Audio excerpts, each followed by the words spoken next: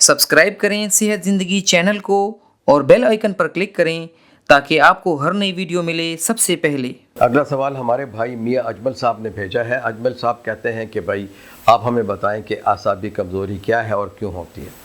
आसाबी कमज़ोरी को अगर हम आम ज़ुबान में बोलें तो हम अमूमन बैठ के बातें करते हैं तो कोई ना कोई शख्स कहता है कि भाई मेरे आसाबी निज़ाम जो है वो कमज़ोर हो गए।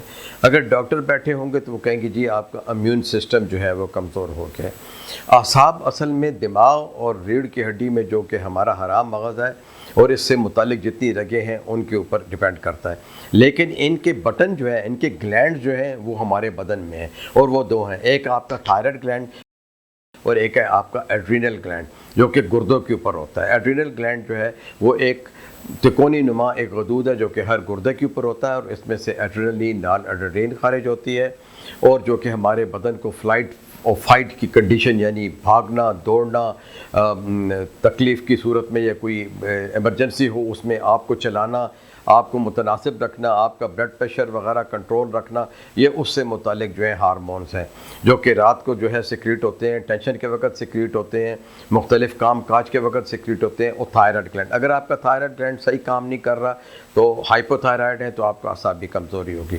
और अगर आपने अपने एड्रीनल ग्लैंड्स को एग्जॉस्ट कर दिया तो एड्रीनल ग्लैंड एक्चुअली एग्जॉस्ट कैसे होता है? आप सुबह से शाम तक काम करते हो, दफ्तर में काम करते हो, घर का टेलीफोन सुनते हो, दफ्तर में अगर आपका बॉस जो है ज़रा स्टेंजी है, ज़रा सा गुस्से वाला है, आप उसकी टेंशन भी बर्दाश्त करते हो, दरमियान में फाइनेंशियल प्रॉब्लम भी आ जाते हैं, दरमियान में छुट्टी के प्रॉब्लम भी आ जाते हैं, बच्चों के पास फेल के प्रॉब्लम आ जाते हैं। ये एड्रीनल ग्लैंड आपका जो है फिर एग्जॉस्ट होना शुरू हो जाता है और अगर हद से ज़्यादा काम करेगा तब भी एग्जॉस्ट हो जाएगा।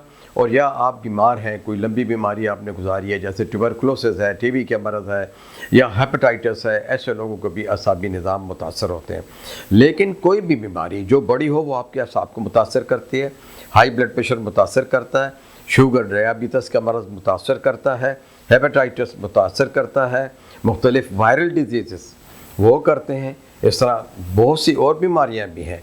फालिज के अलावा भी एक मरज़ है जिसे हम गुलियन बेरी सिंड्रोम कहते हैं, जिसमें कि पहले पाँव की रगें जो है वो मुतासर होती हैं और फिर आहिस्ता आहिस्ता छाती तक ये मरज़ आ जाता है और रेस्पिरेटरी फेलियर में भी लोग चले जाते हैं जिनका इलाज नहीं होता।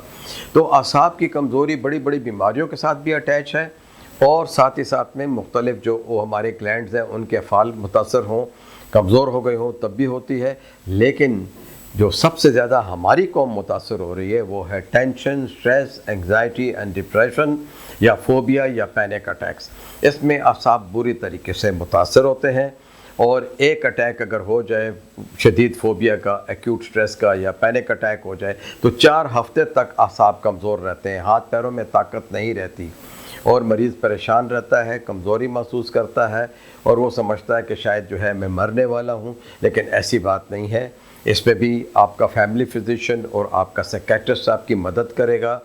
सबसे बड़ी बात यह है कि आसाब को मजबूत करने के लिए अल्लाह के ज़िक्र और नमाज और परहेज़गारी के बाद आपकी वर्जिश है, मुसलसल वर्जिश करें, योगा करें, डीप ब्रीदिंग करें, खुश रहने की प्रैक्टिस करें, हर किसी को मुस्कुरा के देखें, मुस्कुरा के मिलें, छोटे मोटे गुनाह लोगों के माफ़ कर दिया करें, मुसलसल दिमाग में बिठाई न रखा करें कि ये टेंशन है।